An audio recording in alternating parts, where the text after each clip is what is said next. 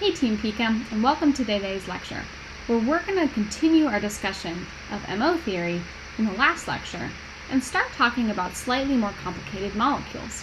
In particular, last lecture we introduced the idea that oxygen as a diatomic molecule experimentally is known to be paramagnetic, but this was not something that our Lewis theory could predict. And so today's guiding question and goal is going to be to understand why a molecule like diatomic oxygen would be expected to be paramagnetic. So there's a couple of themes from last lecture that are really important for us to note before we get going on some new material. In particular, last time we learned that molecular orbital theory is based on an ansatz that a molecular orbital is a linear combination, so an additive combination of atomic orbitals, and that is going to be what enables us to generate molecular orbitals. Last lecture we saw two types of molecular orbitals, one that we called a bonding orbital, one that we called an antibonding orbital. Our bonding orbital was formed when I combined two atomic orbitals in such a way as to lead to constructive interference. And the result of that constructive interference was that now my two atomic orbitals are leading to a molecular orbital that allows to have shared electron density between the two nuclei. And we see that from this boundary surface diagram, where inside the boundary surface, remember, it represents a high probability of seeing the electron in that area. And since that boundary surface encompasses the internuclear region, that bond, that means that we're seeing electron sharing between the two nuclei, leading to a stabilization of this bonding orbital relative to the original isolated atomic orbitals. The second type of orbital that we saw in lecture last time was what's called an antibonding orbital. An antibonding orbital forms when I put on top of each other two atomic orbitals, so I partially overlap them in a way that leads to destructive interference. And what's really worth note is that there is then formed a node perpendicular to the internuclear axis. There is a lack of electron sharing that results, and consequently, the energy of my antibonding orbital is destabilized or raised upwards in energy relative to the atomic orbital case. A second big takeaway from last lecture was that we can use the relative energies of the atomic orbitals and the molecular orbital wave functions in order to generate what's called an MO diagram. And in our molecular orbital diagram, there are three different columns that you'll typically see. The outside two columns represent what the energy level diagram would look like for your two isolated atoms. It's sort of a before picture, if you like, of prior to the molecule's formation, what energies exist, what energy levels exist, and where are the electrons in those energy levels. The center portion of the diagram represents the molecular orbitals. And by plotting those energies, we were able to see, for example, with our H2 plus molecule, that putting an electron into our H2 plus molecule places it in the molecule into a bonding orbital, leading to a net stabilization and a favorable interaction such that H2 plus is predicted to form based on this MO diagram, and in fact experimentally does form. And so, based on this idea of how we combine together molecular orbitals, how we present them in an MO diagram, today's lecture goals are going to be threefold. First, I want us to be able to depict not only how s orbitals can combine and overlap to form molecular orbitals, but also how p orbitals can combine to form bonding and antibonding combinations. Secondly, based on Coulomb's law and the degree of overlap between orbitals, I want us to be able to determine the relative energies of the molecular orbitals that form when we combine different p orbitals. And last but not least, I want us to be able to start to draw MO diagrams for what's referred to as homonuclear diatomic molecules in the second row of the periodic table. This phrase homonuclear diatomic means that homonuclear, so two nuclei that are the same, in other words, the same element, and diatomic means a molecule that's formed from two atoms. So my homonuclear diatomics are going to be things like N2, O2, F2 that you've seen before in your GChem class, but then now we can start to explore through this lens of molecular orbital theory. Okay, so from last time, remember that it's combinations leading to either constructive or destructive interference that leads to bonding and antibonding molecular orbitals. And at this point, I think it's time to start moving us towards using notation for molecular orbital theory that matches what you'll see in the literature. So last lecture, because I wasn't sure yet what to call our bonding and antibonding combinations, I just called them psi plus and psi minus. Now you'll notice that I've started referring to my bonding orbital combination as a sigma 1s orbital. And similarly, but a little bit different, I'm referring to my antibonding orbital as a sigma star 1s. And so a brief aside on notation is that the way that we label molecular orbitals in chemistry is based on their symmetry properties and based on whether they're expected to be bonding or antibonding orbitals. So in particular, we're going to start to use the star notation placed as a superscript to the right of the molecular orbital label to denote that it's an antibonding orbital. A lack of a star would indicate that it's a bonding orbital. Secondly, the main letter that shows up in the orbital has something to do with the symmetry of the molecular orbital. We'll see two different types of symmetry in this lecture, but both of these orbitals have what's called sigma symmetry. That means that it's cylindrically symmetric about the bond axis, or in other words, for both of these orbitals, if I were to rotate what the molecular orbital looks like along this bond axis, I would see no change. And so for both my sigma bonding orbital and for my sigma antibonding orbital, that rotation, that rotational symmetry leads me to call this sigma symmetry. And then last but not least, frequently you'll see chemists using a subscript to indicate something about what atomic orbitals were used to form the particular molecular orbital. And so sometimes you'll see in the literature G and U notation, which I'm not going to use in today's lecture. Instead, I'll be denoting these orbitals using my subscript as 1s orbitals to state that the types of atomic orbitals that were used to form this particular molecular orbital were my 1s atomic orbitals on atom A and on atom B. So this leads to a question. What other types of molecular orbitals could be formed from combinations of atomic orbitals?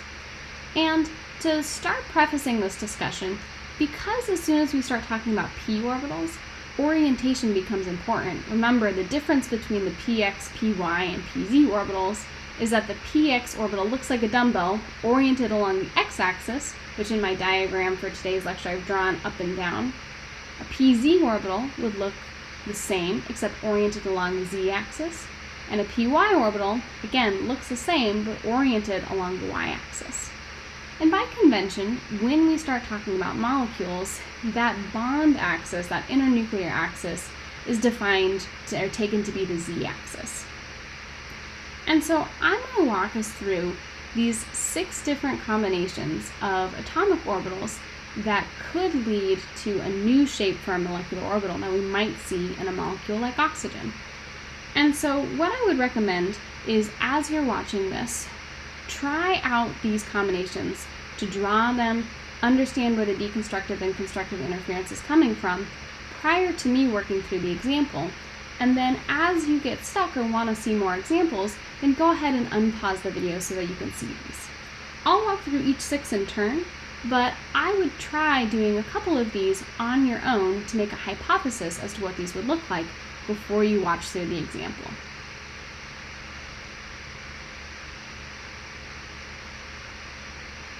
Okay, so let's start by talking about what combination or what type of molecular orbital we would expect to find if we overlap a pz orbital on atom A with a pz orbital on atom B. And so the first thing that we need to do is make sure that we get the orientation of our atomic orbitals correct. Since I'm talking about the pz orbital, it should be oriented along the z-axis, which, according to my diagram above, is the same, it should be parallel to the bond axis. Because both of these orbitals have the same sign, remember I'm adding these two together, the orbital for atom A and the orbital for atom B should look identical, just displaced from one another slightly. And so now, in order to form my molecular orbital based on a linear combination of atomic orbitals, I'm going to move these two pz orbitals slightly closer together until they're overlapping at an appropriate bond distance. And you'll notice that we refer to this as sort of a head-on overlap because both p orbitals are oriented along the bond and they're interacting with each other directly, dumbbell to dumbbell. The second thing I want you to notice is that based on how I've drawn my p orbitals, I have led to an overlap that results in deconstructive interference. And because of that deconstructive interference, my positive regions and my negative regions of my wave function are going to cancel out in between the internuclear and in between my bond, and I'm going to end up getting a node that lies along that bond axis.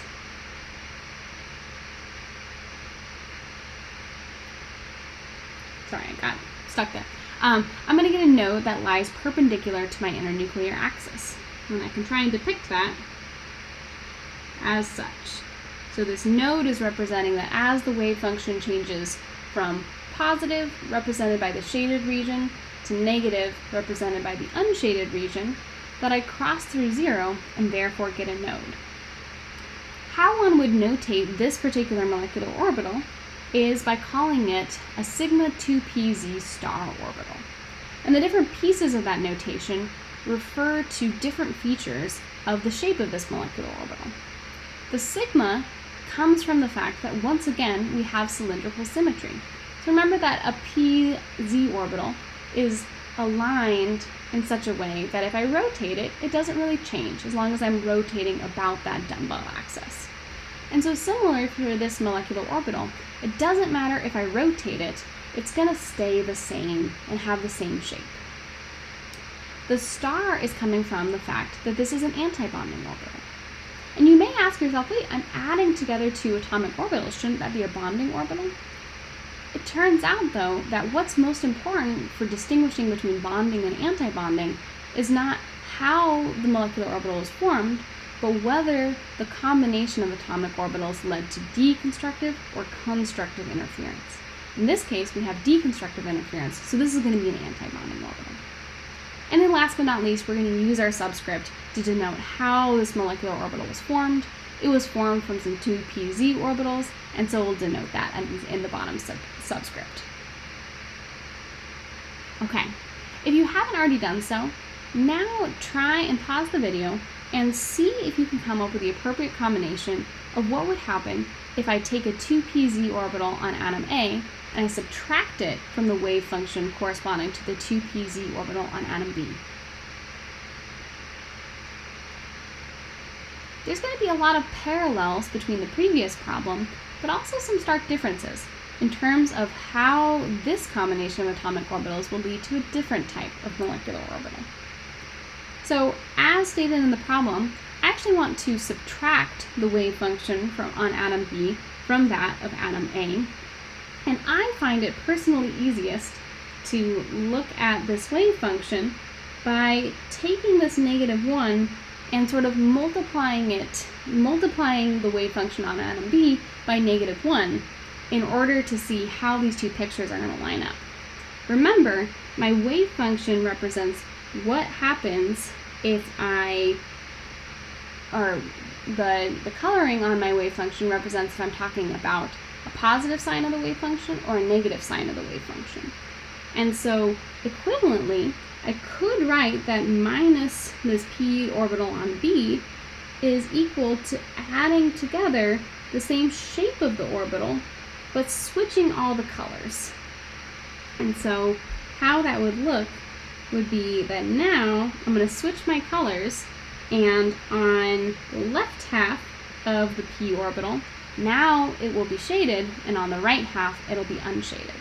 And so these two things are mathematically equivalent, either saying minus b or plus -1 times b. And I personally find it easiest to use this green combination to help me draw what the wave function is going to look like. The middle picture on this diagram shows us what happens when I'm superimposing these two atomic orbitals on top of one another. And note that we see a fair amount of constructive interference in this case. The resulting molecular orbital, shown at the right-hand side of this page, to my lower right now, represents the fact that my two shaded areas of the wave function constructively interfere, so that probability density area is going to get bigger in my boundary surface diagram. And on the outside of the molecular orbital, that remains relatively speaking unchanged. The big difference between my orbital that I have from part 1 and my orbital that I have from part 2 is that now my second combination has resulted in a bonding orbital. Constructive interference has led to increased sharing of electrons between the two nuclei, and so as a result, I'm going to drop the star from my name for this orbital, and I'm simply going to call it a sigma 2pz orbital rather than a sigma star 2pz orbital. Note that we still have that same cylindrical symmetry, and so this is still a sigma orbital. Next up is what combination I'm going to get from 2px and from two 2px orbitals overlapping with each other. So again, try and pause the video at this point and see what combination of orbitals would result.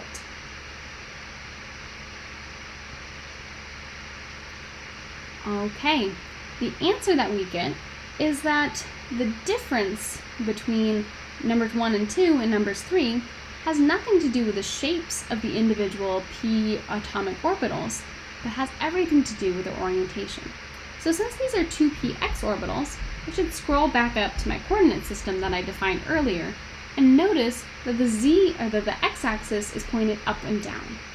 And so correspondingly, I want to make sure that I orient my px orbitals up and down, and that when I add them together, I'm going to try and draw them the same size and shape and same bond length that I had up above.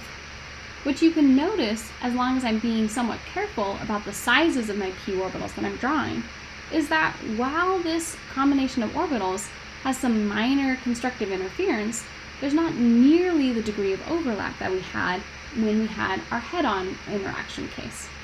We call this type of interaction sort of a side-on overlap because it's the two sides of the p orbitals that are interacting with one another. And in our boundary surface diagram, it typically is the case that in this internuclear region, there's just enough probability of the electron being there that it makes it into our boundary surface diagram. And so the resulting molecular orbital has the shape that's shown at the right of my screen. And so to me, this looks a little bit like two lozenges, kind of up and down on top of each other. There's a couple things that I want us to note about this molecular orbital and how it's different from ones that we've seen up until this point. The first thing I want us to note is that this is our first example of an orbital that does not have cylindrical symmetry. If I try and rotate this molecular orbital, I'm going to swap the positions of the unshaded and the shaded regions. And so, because there's a lack of cylindrical symmetry, we can't call this a sigma orbital. Nevertheless, there is some degree of symmetry. Notice that kind of, as insofar as my art skills are capable of it, there is the same shape up above the bond axis and down below the bond axis, just mirror images of one another. And not quite mirror images of one another, but mirror images plus a sign change, swapping shaded versus unshaded. This is still an important type of symmetry in chemistry, and we call it pi symmetry. So anytime you see a molecular orbital where there's a node that's running parallel to the bond axis, and up above the bond axis you see one color, down below the bond axis you see a different color, we refer to this as pi symmetry, and correspondingly we're going to call this molecular orbital a type of pi orbital. This has a lot of relations to, in your organic chemistry class, when you talk about pi delocalization or pi bonds, they also have this type of symmetry, and we're going to see this in our molecular orbital, that oftentimes double bonds, triple bonds are the result of electrons occupying these pi bonding orbitals. Our superscripts and our subscripts to the right of this molecular orbital designation are the same as before. And so because I have constructive interference, sharing of electrons in between the bond, I'm going to call this a bonding orbital. And because the molecular orbital was generated from the overlap of two different px orbitals, I'll call this my 2px, my pi 2px molecular orbital. All right, moving right along, see if you can draw for yourself what the overlap of two px orbitals would be if instead of adding them together, I actually go ahead and subtract them.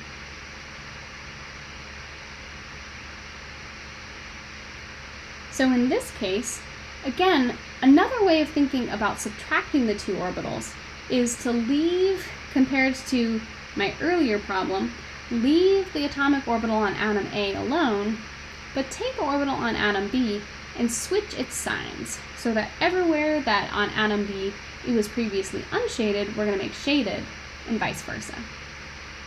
Now when I add these two molecular orbitals together, I get a small amount of deconstructive interference. And the resulting molecular orbital is going to be referred to as a pi 2px star orbital, where my different notation refers to a couple different features of what this molecular orbital looks like. Note one more time that because there's a node along this internuclear axis, and for each part of the orbital, if it's shaded up above, it's unshaded down below, and if it's unshaded up above, it's shaded down below. This orbital also has pi symmetry. However, notice that there's a second node in this wave function, and this node runs perpendicular to the bond axis. That lets us know that the deconstructive interference between my two atomic orbitals has led to the presence of a node, and therefore we have an antibonding orbital in this case. So this molecular orbital, as a result of its symmetry and its antibonding character, is going to be called a pi 2p star orbital. Okay, so last but not least, we have orbitals 5, or combinations of atomic orbitals 5 and 6.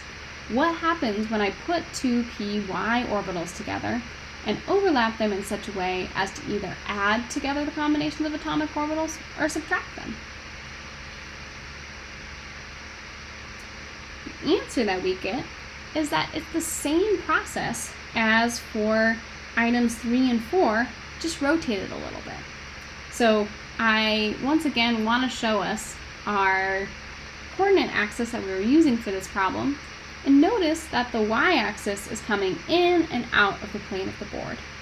And so when I take my 2p orbitals, if they're in the y dimension, once again they're going to overlap with each other in a side-on fashion rather than in an end-on fashion.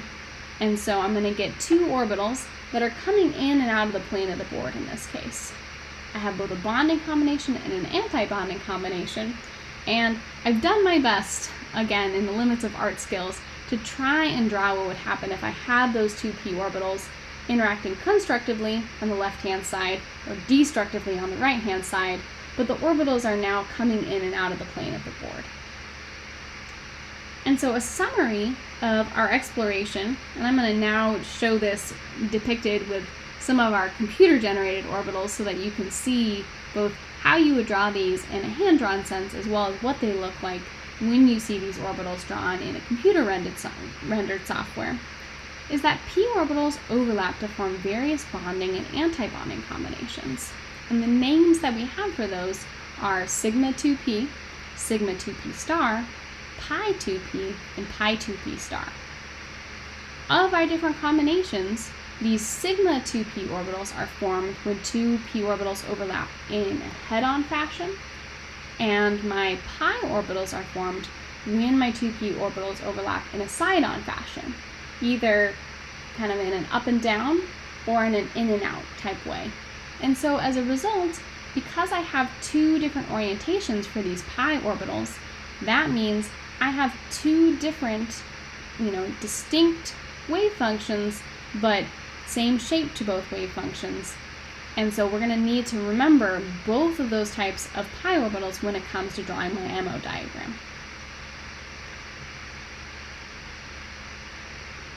So we've talked about the shapes of these orbitals, but we should also talk about their energies, especially since before we can make an MO diagram, I have to know what these energies look like.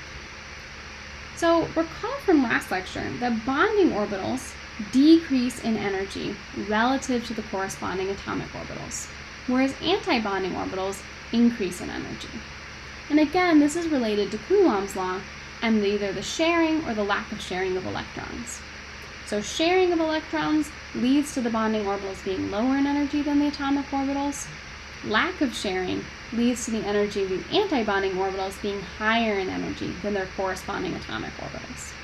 And so we can say pretty confidently that relative to the atomic orbital, these 2p orbitals, sigma 2p is going to be lower in energy, sigma star 2p is going to be higher in energy.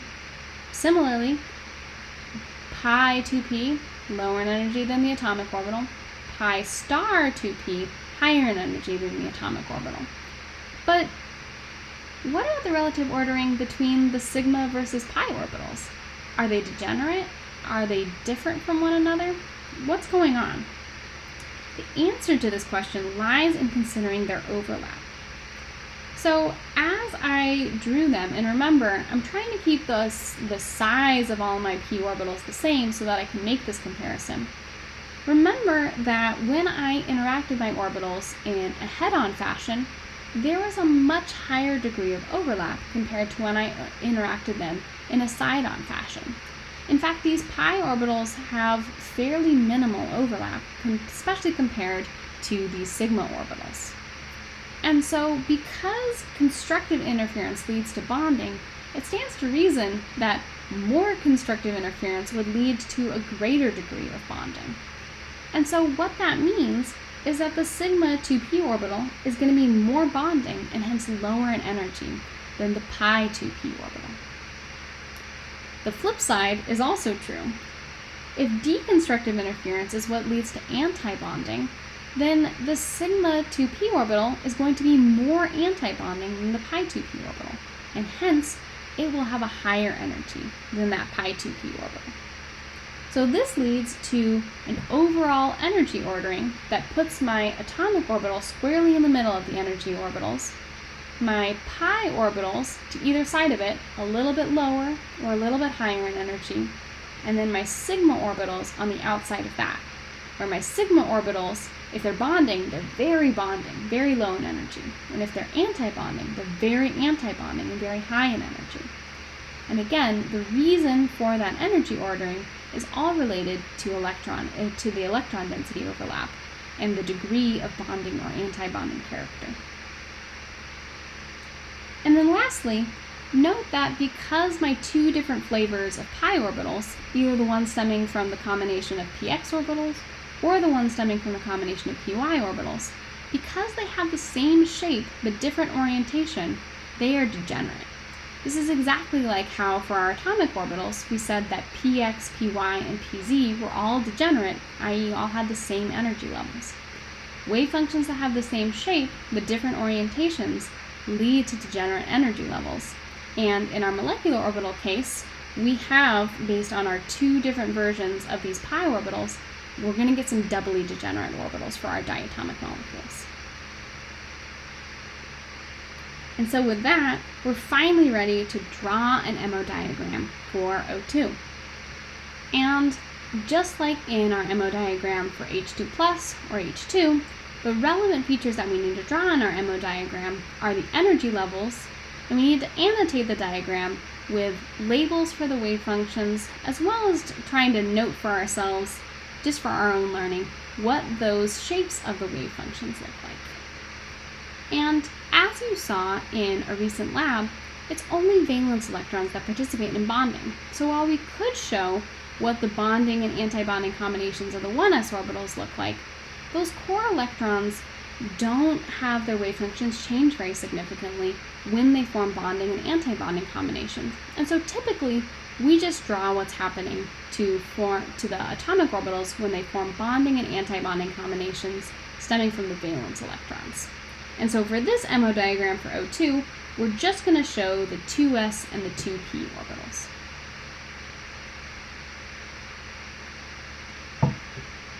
I'm going to start with the outside of my diagram, which is going to depict for us what is happening to the energies of my atomic orbitals for oxygen.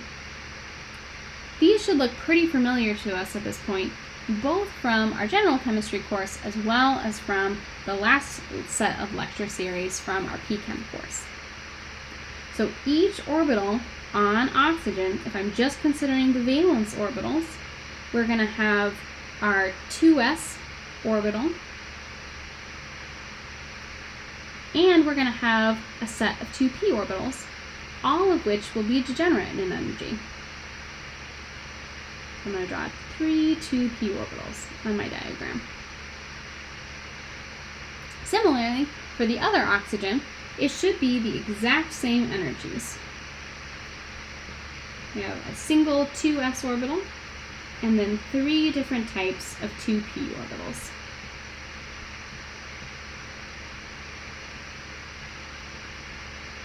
Oxygen has a total of 6 valence electrons, and so I'm going to populate the diagram for both of these oxygen atoms using the principles that I learned about for electron filling. Our Aufbau principle tells us to fill up the 2s orbital prior to filling up the 2p orbital, and then my Hund's rule tells me that I should fill up degenerate energy levels by first putting 1 electron into each of the orbitals, and then filling in a second electron as needed. And this will give me, for oxygen, my total of 6 valence electrons. The second oxygen atom is identical, and so we can go ahead and also fill in its energy level diagram. And now we have to draw in our molecular orbitals. And so the first thing that we should note is that for these 2s orbitals, the bonding and antibonding combinations are the sigma type orbitals that we saw from last lecture. And so I'm going to try and draw a bonding and an antibonding combination. And just to give myself enough space, I'm going to move down the energies of these 2s orbitals just a little bit. So my bonding combination, we should make sure that even though this diagram is just qualitative, that I'm getting the relative energies correct. So I'm going to put my bonding combination, which I'll call my sigma 2s orbital. I'm going to put that lower in energy than the 2s orbitals for oxygens. And then my sigma star 2s orbital, this antibonding combination, I'm going to put up higher in energy. As always, it's helpful to draw lines connecting the molecular orbital to the various atomic orbitals that helped it to form. So in this case, my 2s orbital combines together with the other 2s orbital to form both the bonding and the antibonding combinations.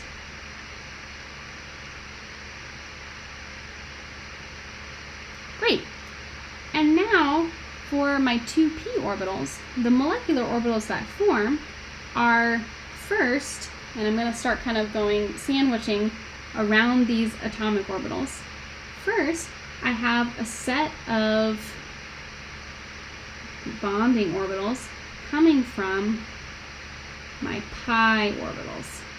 So I've got 2 of those. They're degenerate with each other in energy, and I can label those my pi 2p orbitals. The corresponding antibonding orbitals, notice I'm trying to draw them a little bit higher up from the atomic orbitals relative to the bonding orbitals, because antibonding is more antibonding than bonding is bonding. Once again, there's 2 of those, and so these will be my pi star orbitals. Even lower in energy than my pi bonding orbital is my sigma 2s orbital, or excuse me, my sigma 2p orbital. And then higher up in the diagram from any of those is my highest orbital energy, my sigma star 2p orbital. And once again, we're going to try and denote where these orbital energies are coming from. So my pi bonding orbitals resulted as a combination of these 2p orbitals. So we'll draw some lines to indicate that. My pi antibonding orbitals also formed from the 2p atomic orbitals. And then a very similar thing happened for my sigma orbitals. both the bonding and the antibonding combinations formed as a result of combining together my 2p atomic orbitals. Great. So the last thing that I need to do for this diagram is populate it with electrons. And we're going to use the same rules that we've been using consistently throughout our P-Chem course in order to do that. So I'm going to start in the lowest energy orbital, this sigma 2s orbital, and I'm going to fill. O2 has a total of 12 electrons because there's 6 from the oxygen to the left, 6 from the oxygen to the right. So as I fill up my molecular orbital diagram, I'm going to make sure that I have all 12 electrons represented. So here we've got 2, 4, 6, 8, 10, 11, 12. Once again, I'm using Hund's rule to show that because these highest energy electrons are occupying the pi 2p star orbital, because those are degenerate, Hund's rule tells me to split those two electrons up and put each of them as an unpaired electron in its own orbital. Great, so this is our molecular orbital diagram for oxygen. I find it helpful to also draw some sketches of what the wave function looks like for each of these cases. And so remember, our sigma 2s orbital looks kind of like this lozenge. You don't have to put the positions of the nuclei there, but I find it really helpful to orient myself as to what these are trying to show. My sigma star 2s was this antibonding combination of orbitals. And I should try and shade in one of these lobes. My sigma 2p orbital, that was this bonding combination that I had.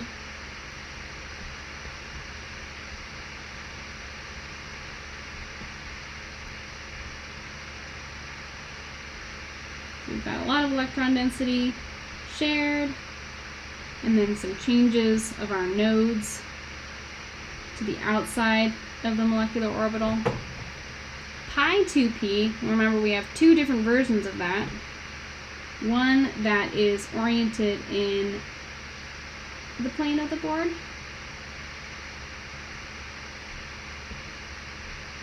Where the node is kind of running in between these two nuclei. And one that's oriented in and out of the plane of the board.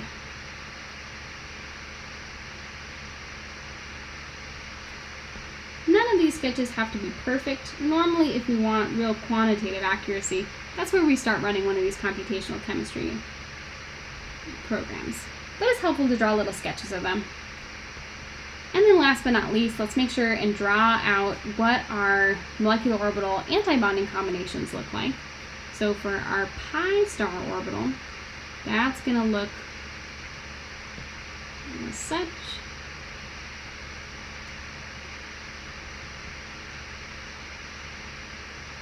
We've got our p orbitals interacting in a way that pushes the electron density to the outside, and we see a ton of nodes showing up in this case. Make sure I get my shading right. Again, there's a second set of these pi orbitals, so let's try and draw those as well.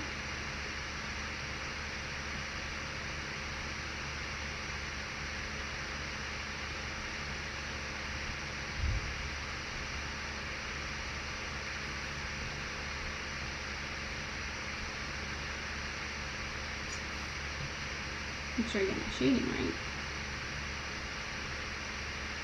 And then last but not least, we have our extremely antibonding sigma star 2p orbital. That is going to have a number of nodes showing up and a lot of electron density pushed to the outside of this orbital.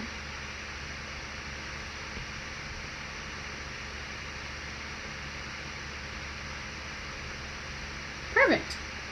And there you have it. This would be a great looking MO diagram including both sketches of the wave functions and labeled orbitals for my oxygen species as a diatomic molecule.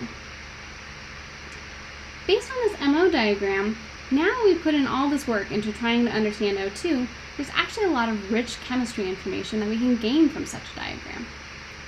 And I want to go through a couple of these takeaways so that we can talk about why it is that we draw these MO diagrams in the first place.